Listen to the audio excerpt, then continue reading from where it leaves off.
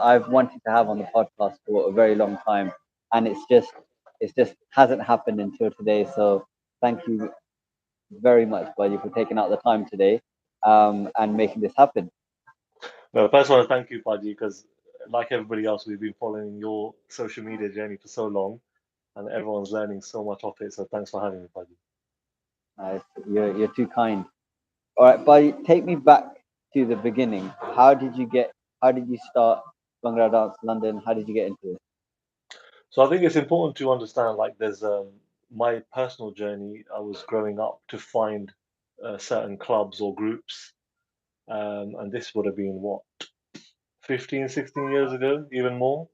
And I think at that stage there wasn't many. So there were obviously from a time ago there was like groups where they would do a lot of wedding performances and stuff. But the kind of competitive scene, which is massive today, that's only been happening for the past 10 or so, 12 years. So going through that myself, university, doing all the competitions there. After uni, I then thought there needs to be some sort of organization to kind of allow others to experience it professionally and in a kind of safe space. So that was the main driver to start Bhangra Dance London. And since then, we've just been, teaching community classes and having like a professional arts academy as well. That's amazing. Okay, and with your personal journey, what led you to get into? Because there's so many things that one can get into when they're in university, right? You could have got into like, Yeah, I think so. Me personally, like I was always like a hyper kid and too much energy probably. And I think music and dance was one thing which I could kind of connect to. And and I think once I started, I was just in it. And I think that's led me on to then think of it from a different perspective to allow others to experience it in the same way, but not with a difficult journey, i.e., going to different groups to try and find it, more to be like readily like available and accessible. So I think personally, that's how it's helped me, and that's again the driver to kind of set something up so other people experience it maybe. yeah. And this is going on to something that I wanted to talk about a bit later as well, in a bit more depth. But Yeah, what do you get out of it? yeah. So I think there's so many things you can get out of it, and I think it's important to mention that Bhangra unfortunately still has really negative connotations, given the music, given the stuff we see on TV with the music videos and stuff. But I think it's important for the Sangat or anybody to know that the Bhangra is a dance form. The Punjabi music we listen to is just Punjabi music or Sangeet, but Bhangra is a dance form. Traditionally, it wasn't even done with music or any like vulgar lyrics. So being a part of that, you get obviously there's a massive physical benefit in that it's very competitive and it's very very physically demanding. And the second thing is it's a team sport, right? So you get it's the first thing which taught me discipline, listening to others, learning off elders, and basically being told what to do, even though you don't know it's good for you. Going through the motions, you understand even hierarchy, discipline, all that stuff. So that's something you can easily gain from it. And I think now with the vision, it's now going beyond that. Whereas we're teaching kids how to speak publicly, they're performing in front of thousands of people, even stuff like admin work and even like pocket money with events here and there. All of these skills they're being able to learn at young age. So I think that's what you can get from Bhangra really, and I'm not just selling it. And it could be something else like sports or martial arts. But these are the byproducts you get from doing stuff like this. It's incredible. And when I was learning Thai boxing, there was a girl who I was learning with, and she has kids herself. She did Thai boxing for a long period of time, and she transitioned into Bhangra. She might be one of his students actually, and she used to come and see me for treatment and swear by the cardio benefits. He said Yeah, it was just yeah, uh, he said it was just an incredible workout, and I feel like mainstream wise, it's getting a lot more popular. You've got people who maybe through Zumba they're getting some yeah, exposure to it, or through different types of mediums, through Bollywood movies perhaps they're getting yeah, more and yeah. more exposure to Bhangra. But what's the background behind Bhangra and Hmm. Gidda, and do they overlap? So I think it's important to know, like you said, it has become really popular. And I think even back in India, Punjab, it became popular for people to do it in the first place. Whereas before it was very ground level. It was only done either linked to harvest season or any kind of wedding celebrations.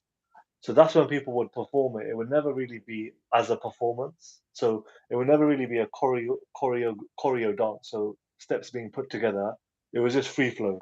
So it's a very like feeling orientated dance. So harvest is one thing in Punjab, both Pakistan and India.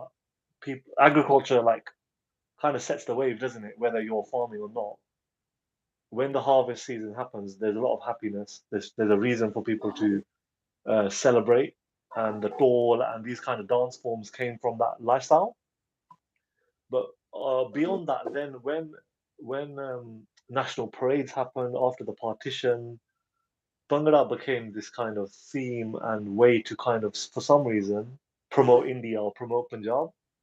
So that's where it kind of got popular. So um, there was a lot of people who learned from the greater stars from mostly from Pakistan. Um, there was a few people at colleges made some small groups.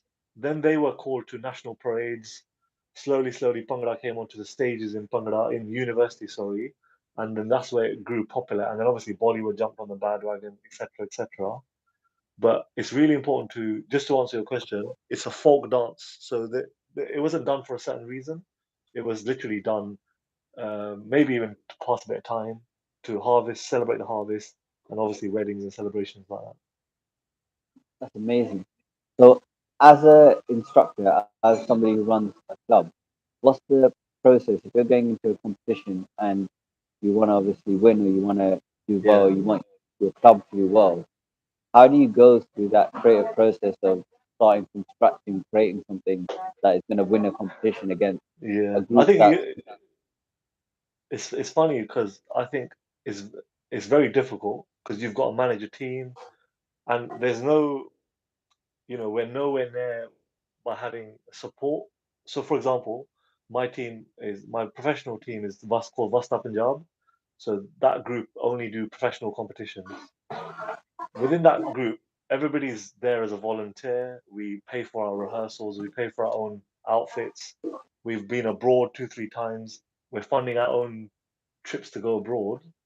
So if you think of it just from the admin perspective, there's that. And mm, then the training on top. Yeah. So whereas in India, what happens in colleges there, people bunk lessons, they're not expected to go to any uni lessons.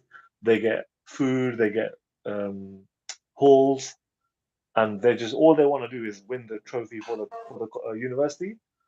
Whereas us lot, we're coming after work. A lot of people have hard jobs and they're coming afterwards to train. So it's that to manage as well. So I think dancing and just being a part of that, if you're fairly young, it's quite fun. But managing it is totally different because you got to think about how to put the set together. You need to understand everyone's ability. Will it work? Will we pull it off on stage? And again, that kind of financial managing as well. I think it's on par with running your own business. It's probably more difficult. mm. I get the administrative process, but in terms of choreographing dance, I actually entered a dance competition a long time ago. It was a talent Mhm. competition, and we did a dance performance. But it was Bhangra actually, but it was like a Men in Black remix. We all Okay. wore black. Um, Me and my cousin, and I think we won actually. It was in Southall, but this is going back a long time ago, probably Yeah. maybe 1990 or 1991 or something like that. Okay. But we kind of had my older cousins to say, okay, do this move, like choreograph it. And with a lot of dance now, I see a lot of crossover, like people using breakdancing stuff or people using um, different kinds of like salsa or like Latin America Yeah, type of yeah, dance. yeah. But how do you keep that kind of purity, and how do you create something original? Yeah. It's a fine line, but I think what happens is things just go around in circles. So the UK only now, I would say 70% of Bhangra dancers, 60% even, only now they understand that actually this is a old dance, it's a folk dance. There's a bit of uh, what's the word? There's a bit of there's technicalities about it. There's a certain way to represent some of the steps. Each step have their own origins. So it's taken. If we take the UK for example, although that there's been these great teams back in the day, like great Indian dancers, Punjab dancers, all of these guys who've sworn by the ball. When it comes to uni scene, it has to be kind of the thing is, it needs to be exciting for kids to get involved at the same time. Yeah, but you know, when people get into it more, the judges get more clued on. So now it's like there's a format where the dance needs to represent A, B, C, etc. So there's a kind of rubric in that the judges are looking for X, Y, and Z, and traditionality is a part of that. So I think the UK there's kind of two formats. So there's the ball folk competitions, which are expected to be very traditional. Um, you can't really go outside. You can't really implement any other dance forms in. You can make it creative, but it needs to have the same form as what the folk dance has. So creativity and stuff like that is quite difficult because how creative can you be without changing it, right? But I think the way teams do it is their formations may be different. The way the drummer plays, it will be different, and just generally, you need to outdance the better team, the other team, even if you're doing the same thing. So you need to implement stuff like body language, the way you're smiling, energy. Whereas the music side of things, the competition format allows you to be a bit more creative and maybe kind of fusionish as well.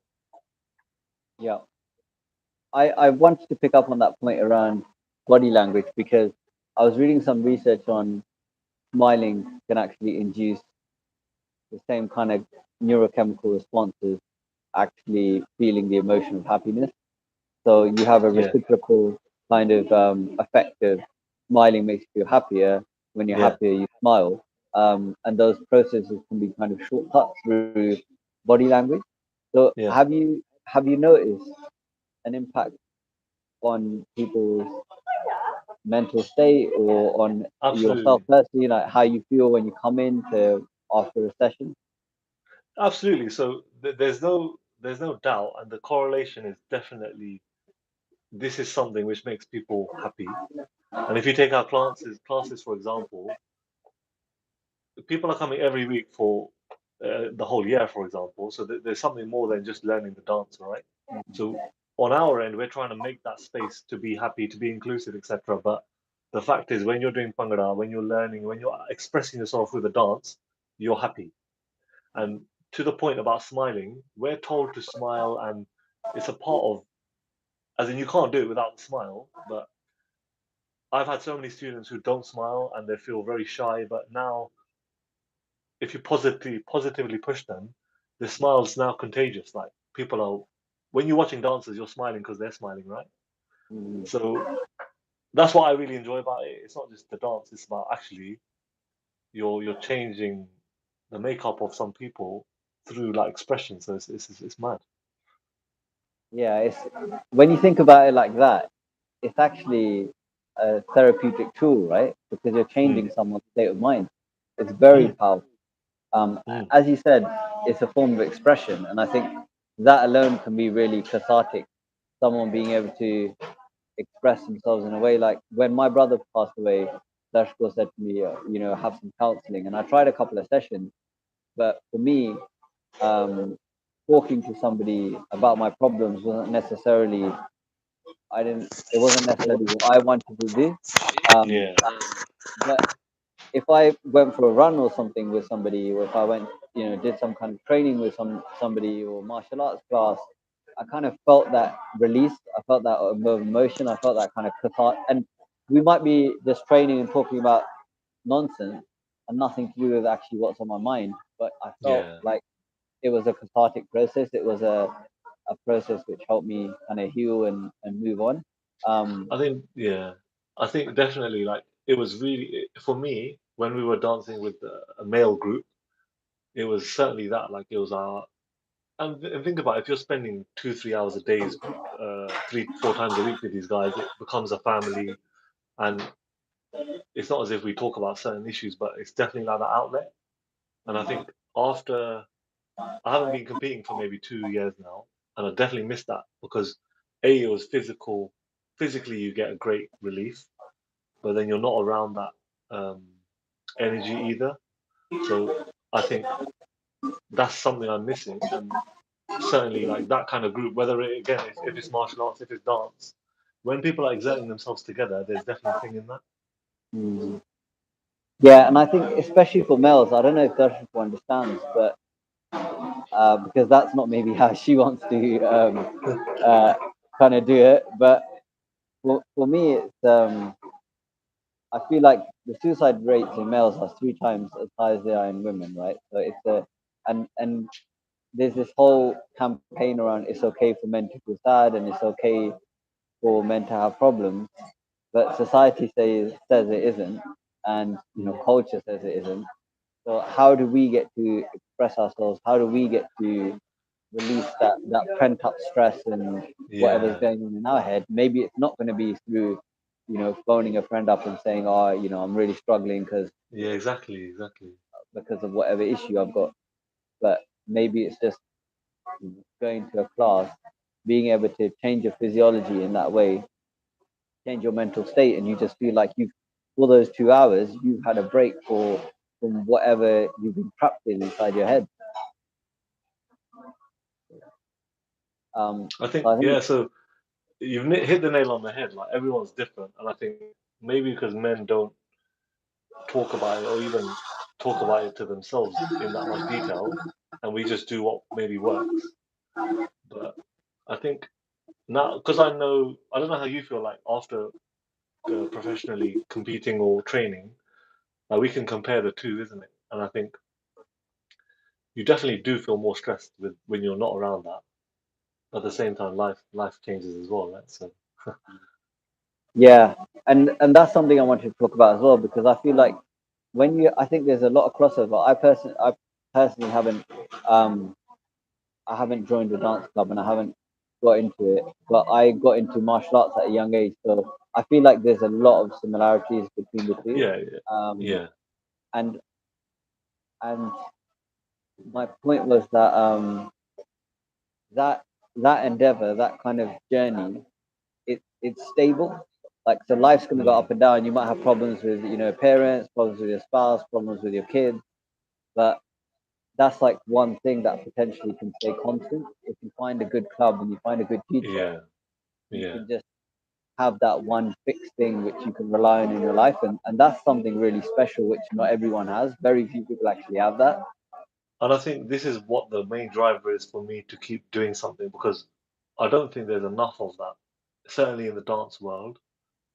Um, so like n- I know it's helped me for X, Y, and Z, but now it's really about setting something up where that help or that the byproduct can be readily available to help people. Um, so that's why I'm pushing because without that, and I know like forget the dance, it will change a person in that confidence, public speaking, even learning about understanding business or all that kind of thing. Like just through the dance and being exposed to that, you can become determined because me personally at school I was just a menace. Like I didn't was never into education, didn't have the concentration or anything.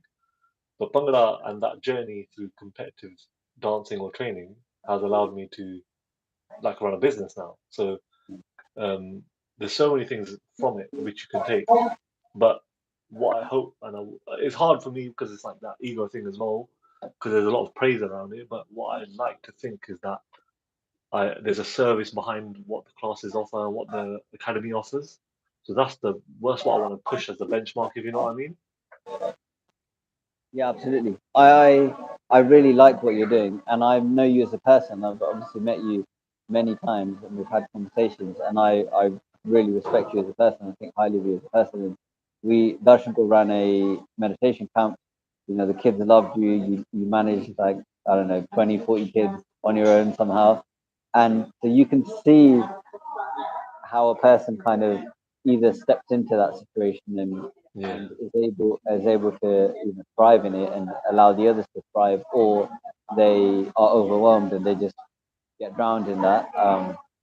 And the other time was Bhupinder's things. I think it was his sister's wedding, Manu's wedding, and you were the orator. So you did the Oh, speech. was I?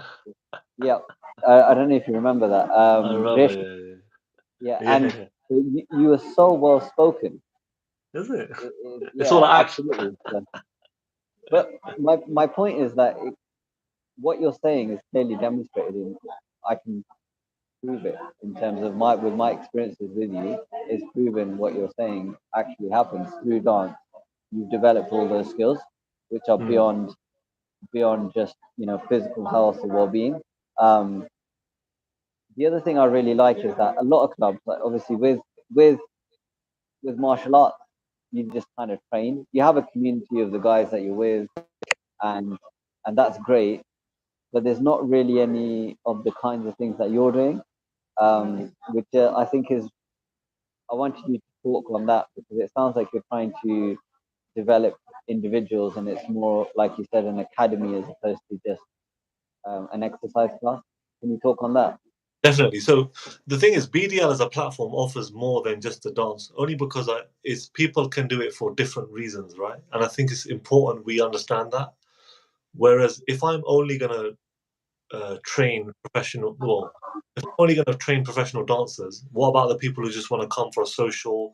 What about all of our, maybe 50 plus females who the data suggests they don't go to the gym, they're not able to connect with exercise Mm. through anything else. What about what about those people? So the models we run, right? There's a community class model, so basically no strings attached. You can just come, pay when you want, drop in, pay. So that's open for everybody. And in those, we get people coming with their with their kids, older people, younger people, and people are dancing together. And for whatever reason they come, they're still learning to a good ability. So that's that kind of tick box. And the other side is professionally. If we find that some of the children are seriously good, we want to take them on stages. We want to push them, right? And well, not I've got so many, but there's so many students in Slough area and our classes. And I've seen them grow, and the confidence is unreal. Even their parents are like, "Wow, this is all due to Bhangra." So it's good, and I think that needs to be the driver for me personally, because, like you said, if I'm able to connect with those kids at the camp, if if not, if what 20 people can do that, I need to see that for myself, my own seva, my own maybe journey. So that's where where I'm kind of at. Amazing. And I like that you've clearly thought about inclusivity and creating a safe space. So can you talk upon that? Because within our community, there's lots of issues around safeguarding, firstly. Yeah. Um, and you probably see a high percentage of women coming through your clubs. So and young people. So there's safeguarding issues there. And then inclusivity, because you could just focus on people who you think are going to be competitive and go on to be a valuable asset to your competitive club, but you're not. You're catering to all of those different groups who are really underserved. So I think part of it is a community, because I feel, unfortunately, in our other organizations, culturally and religiously, we're not there community yet to inclusify everybody. So I feel, and then also the other thing is, not many people are going to expect much from a Bhangra class. So the expectation is really low. So it's good that they can easily connect to it. So, I mean, that's why I try and do other events, like, for example, week we're joining up with Slough Outreach.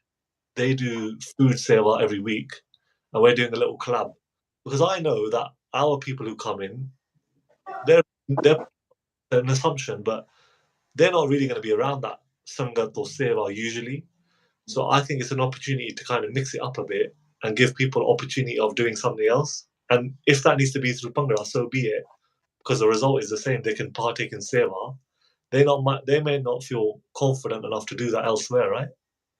So I think that's where I kind of mix it up, in that anybody can be involved, even if you don't. For example, there's so many parents who help out. They're happy to help admin here and there. They're not going to dance now, but they've seen the benefit, and they know that actually I want to be involved, and because they see the impact, I suppose. So these are the strategies I use to ensure everyone's involved, ensure everyone can be a part of it. And I suppose it does come down to the belonging thing as well. And I know you've spoken about that with martial arts. And I think deep down, maybe everyone just does want that, you see. Absolutely.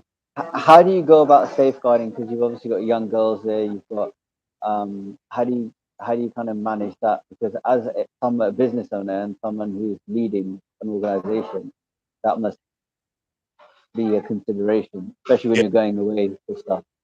I think definitely. So all of the instructors are DBS cleared. So the good thing is, I don't really want to fall into the trap of expanding like exponentially. Like that's not part of it. So it's always quality over quantity, and only people with for X amount of years have become instructors through a bit of my own, or if they're just good enough and they see the vision, they're all they're all DBS. We don't allow spectators to watch. So in classes, everyone pays, everyone goes in the hall, but we're happy to say to parents, look outside. We don't know what they're about, and just to keep it safe for students and have that safe space going, we that's one of so we have class. The other thing we do is kids classes. We're trying to do separate kids classes, so 4 to 10 or 12. There's a separate. So again, that's not smart as a business move, but we feel it's that they they can they don't need to learn complex stuff because their body doesn't allow it. So these are the things we try and put in place. When we take kids away, I don't speak to the kids, I speak to the parents to understand they're okay. And a lot of them offer their own help, right? Oh, I can come along and be a guardian, etc., etc. So that's the motive. It's brilliant. It's brilliant. You're doing everything the right way, which is great. I know.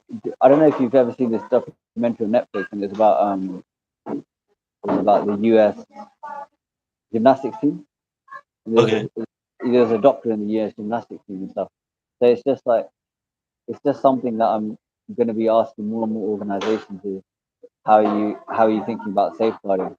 Because it just I don't know whether it's always been an issue or whether it's worse now than it has been, but it seems like yeah, there's we need to kind of look at that and make sure that people. It sounds like you're doing everything right. So my advice is, yeah, it needs to come from within the organization because if I'm honest with you, never have I really been asked, "Oh, are you DBS checked?" Like, which is part of the problem, right?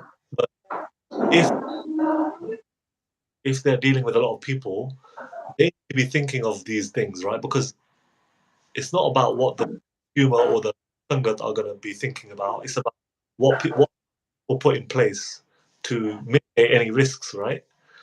So at the very least, there needs to be stuff like that. DBS checks, personal background. Don't call anybody to run away. There need to be some sort of based on we But it's cutting out a little bit. sorry. I'm not sure why. Is that better? Yeah. So if you talk now, and continue that in that vein, you're talking about is the ownership is on the organization to make sure that they've got the right stuff in place. Yeah, so my advice would be that all everything needs to come internally because although I've not I, but although we feel it's important for the right people to teach classes, look after kids, I haven't really had much. I've never been questioned on that. For example, no, maybe two parents, two, three parents through 5 years have asked me, "How are you DBS checked?" So that's the issue in itself. But I think the reliance needs to be on the organization, and it does come down to the right people in the right place, really. Yeah. Really silly question, but if you get some weirdo who turns up to your club and you know like they're not really interested in Bhangra, they're just a bit sketchy. How do you manage that situation? Has that ever happened? So you know what's funny? Yeah, one of our classes in Hillingdon this year has been really popular, and the space allows it to be. So we've had even up to like 70 people at some point learning. So for us that's challenging because it's hard for people at the back to see the step stuff. But regardless of that, what the youngsters were calling it, they were calling it Bhangra Dance Island. So people were using that space to basically meet and stuff. So for me, yeah, I thought to myself, like, wow, like that's a bit crazy. So, but the thing is, it's a thing organizations need to be aware of that regardless of age, people are going to see people they might be attracted to, this, that, and the other. So the way I manage it is that, like, look, please take that outside of class. Like, don't come to class for that. We're trying to uphold traditions and teach, get the community together. So just try and keep. But I get it. It's hard, isn't it? But I don't. I've not really had any issues where something's happened in class. But I've got no shudder with asking somebody to kindly leave if they just come. Like once we were training in Iowa somewhere. Some uncle just came, started dancing, and it was a girls' team we were training. I was like, "Look, you have to leave. Like, I'm really sorry." So there's a fine line, isn't it? I think we had the same Yeah, chat at the Gurdwara once, isn't it? But I think it's about how to politely do it rather than let anger or stuff like that get in the way, right? yeah, definitely. And I guess every organization, like that happens at camps, that happens at everywhere. That happens. So it's just I think if you just turn a blind eye to it and think, oh yeah, it's fine, it's not going to happen, then you're kind of opening the door to stuff happening. If you're a bit more savvy, you think, well, these like when I changed an osteopath, you're undressed, you're working with lots of people of the Yeah, opposite true. sex, and so the things that they had was okay. If you have a patient and you're a practical patient and it's what consensual, then you can't charge because that would be really dodgy. That person you can have a relationship, but you can't have both. So you can either Right. have that as a patient, but I guess so they try and create a bit of a framework so that if stuff is going to happen, at least the profession isn't tainted, I guess. And I think it's just important for us, especially at camp and like Sikh schools, just all of these institutions to think about actually this stuff is going to happen. Yeah. It's just how do we kind of create the right framework so that we minimize the potential negative impact on the institution. Yeah. You know what? I Um, think about this quite a lot, and I think it all comes. It's important to learn off other organizations. Like there needs to be some sort of quality assurance that although as in everybody, if you think of it from a camp element, spiritually we want to be inclusive, but there needs to be for stuff like that there needs to be some sort of application form or at least find out bits and bobs. yeah, um and the maybe same some way. setting Sorry. some ground rules perhaps as well. Saying, Yeah. look, this is the objectives of this Yeah. class or this camp, and so stay within this framework. And these things aren't acceptable. And these things are like, I think overall, Paji, not the problem, but the reality is everyone does this stuff passion driven. When we're at work, there's things in place because everyone's there to get paid and it makes sense. Whereas when you're talking about sport, when you're talking about religion, people are there like from a different perspective, and they've only got so much capacity, isn't it? So to build the framework in the first place, it's going to take time. So either things need to slow down for the framework to be built, or you just crack on how people are cracking on, right? yeah, it's an interesting one. But I wanted to ask you about any stories that so any personal stories, you don't obviously have to say names, but anyone whose life has been positively impacted through your club, through Bhangra, because I think if people can hear those stories and then they resonate with it, they think, well, I'm going to do something like that. Maybe it would help me. So the best examples are from the kids who've maybe been there from day one. So there's a few from Slough. They started when they were maybe like 9, 10, 7, 8, around that age. Now they're about 14, 15, couple of 16. And so through the journey, like they were look shy kids, and part of the instructor's role, and because it's an expressive dance, we're there to pull out the expressions. But obviously, as we know, that comes with confidence. And when we started, so the example is when we started the kids classes this year, I've actually lent on those kids to take the kids classes. The girls they're teaching, they're mini versions of themselves, the same way I'm teaching mini versions of myself.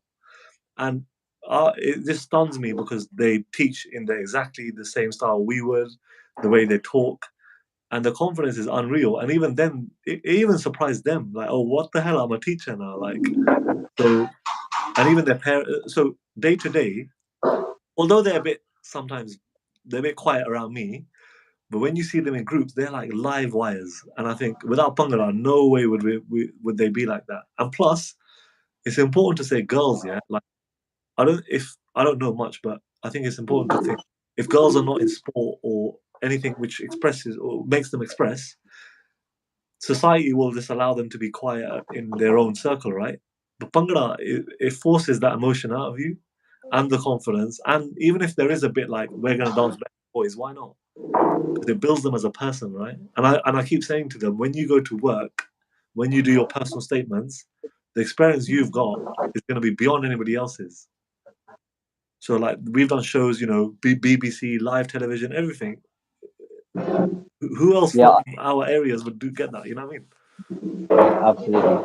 From our background, from our area, I had to have a platform to get to that stage. But on the topic of women, I think that, like you said, martial arts or Bhangra, I think is really important because just from my very narrow experience of having two daughters, one of them being a baby, so not much experience from her at the moment. But I find that my daughter's she's amazing. She's incredible, and I love it so much. I feel like she has this kind of people pleasing thing. All So right. I think she does really well in school and anything she works at, she does really well. But I think I don't know how much of that comes from wanting to make other people happy and get other people's approval. And Mm. I think if you have something positive, like Bhangra, like martial art, like your studies, and you get your confirmation, you get your affirmations for Yeah. that, I think it's really positive. Then looking for it in boys or looking for it in someone who might not have the best intentions, or a group which might not actually really care Yeah. about you. So I think these kind of positive avenues are really important. I think you're right as well because the thing is, for anybody to either go into a ring to spar or go to perform, there needs to be a level of self confidence. And to get to that level, you need to obviously start respecting and loving yourself. And certainly with Bhangra, you have to smile, you have to be electric. So during that process, you do have to love yourself. And I think if when people have that, and both boys and girls, when they have that, they may be more like Less equipped, susceptible, maybe. yeah, equipped to not maybe follow the charms of other people around them type thing. Yeah, I think it's really important to have stuff like that. Having kids and thinking about them and their future, I think these tools are really valuable for parents to get their kids into. I feel like when we got into stuff, there was we kind of got into stuff and stuck with it. Yeah. Whereas I think now there's so much variety, there's so much choice. It's less. It sounds like with your club there is that, but I think with martial arts, what I've seen in general is people generally try lots of stuff and then they don't stick with anything. The thing is, but Um, it's hard, isn't it? It's not easy. We live in a world people just want quick fixes. That's fine, but only people who know 2 years of doing this, there's going to be some sort of happiness. mm, Only we would know. But when you're in the moment, you can't really expect the people to know that, isn't it?